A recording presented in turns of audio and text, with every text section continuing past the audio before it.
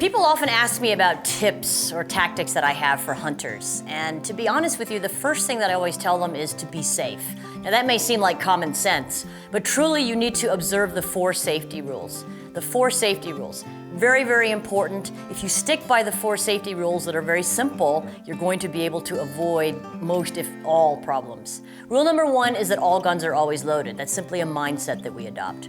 Rule number 2 is that I never let the muzzle, the business end of the firearm, cover or cross over anything that I'm not willing to destroy. And hunters, I'm going to add to that your own body parts. When your rifle is slung, be careful of your feet. Okay? When you're handling the gun, be careful of your hands. Rule number 3, keep your fingers straight until your sights are on target. I'm not going to let my finger get anywhere near the trigger until my sights are on target.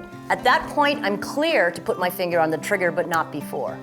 Rule number 4, be sure of your target. Be sure that it's something that needs to be addressed with the gun, and of course the projectile that comes out of it.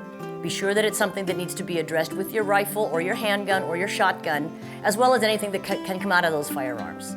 Now, we also want to be sure of what's behind our target, what's to the side of our target, and very importantly, what's between us and our target. And sometimes we hunters lose track of that. You know, once you get that animal that you've been after for so long in view, sometimes we get tunnel vision and you can drive a truck between you and your target. So be sure of what's between your target.